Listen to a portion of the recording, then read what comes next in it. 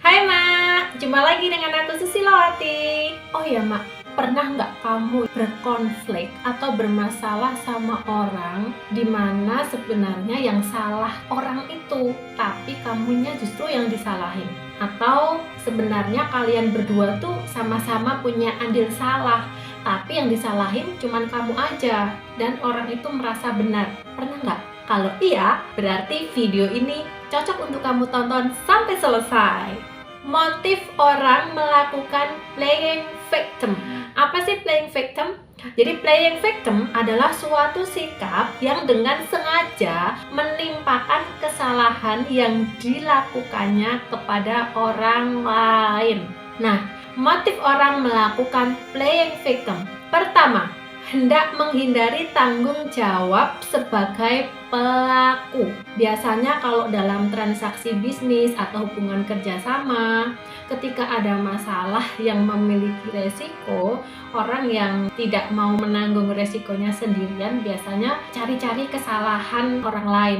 Yang kedua, hendak mencari perhatian.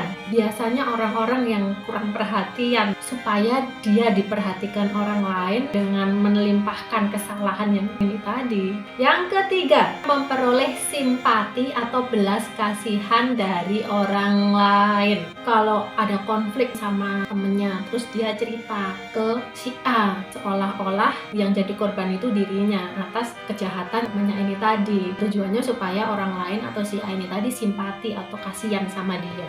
Yang keempat, cara untuk menghindari situasi yang tidak diinginkan. Seseorang yang mengalami kejadian buruk dan susah keluar dari itu, dia akan mencari keadaan atau siapa nih orang yang bisa aku salahin atas kondisi buruk yang menimpanya, karena dia udah lelah dengan kondisi yang dia hadapi.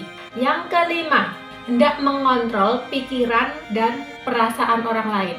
Saat dia berkonflik dengan si A dan dia itu merasa nggak berdaya terhadap si A ini tadi, maka dia menceritakan ke si B, orang yang dia pandang punya power untuk mengkonfrontasi si A. Cerita seolah-olah dia adalah korbannya supaya si B ini membantunya untuk mengkonfrontasi si A ini tadi. Jadi ia berusaha mengontrol hati dan pikirannya si B supaya melakukan apa yang dimaui terhadap si A. Berikutnya, penyebab kenapa orang bisa punya sifat playing victim.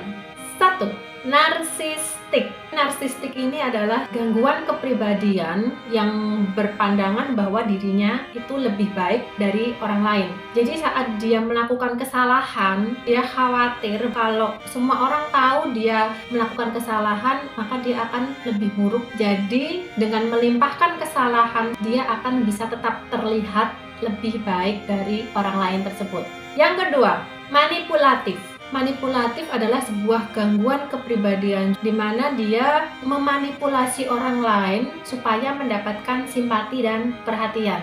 Sebenarnya dia yang melakukan kesalahan, tapi dia memanipulasi keadaan seolah-olah dia adalah korban, orang lain salah, ya, dengan tujuan mendapatkan perhatian dan simpati. 3. Trauma masa kecil.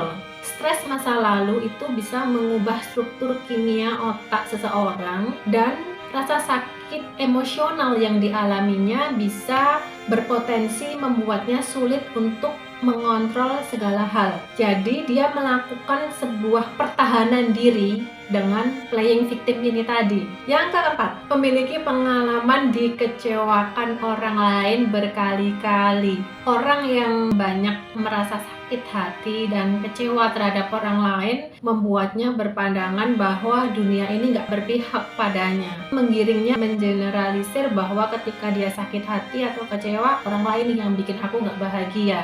Jadi dia memilih untuk menyalahkan orang lain lalu menjebak mereka atas rasa bersalah tersebut. Yang kelima, kecenderungan menghancurkan diri sendiri. Biasanya adalah orang yang berkutat pada pembicaraan dan pikiran yang negatif tentang dirinya sendiri. Pikiran negatif yang menumpuk-numpuk ini bisa membuatnya berpikir bahwa dirinya itu kecil dan lemah. Lalu self-talk negatif ini berpotensi menghancurkan pertahanan dirinya sehingga membuatnya terbelenggu dalam lingkaran keputusasaan yang bisa membuatnya sulit untuk bangkit dari keterpurukan.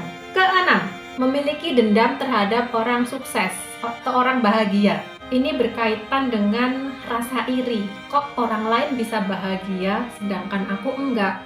Biasanya ketika dia bermasalah dengan orang yang diirini tadi, menjadi kesempatan baginya untuk mengeksploitasi orang tersebut atas kesalahan yang ia lakukan dan mencemarkan nama baiknya.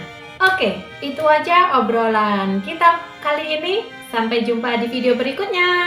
See you, bye-bye.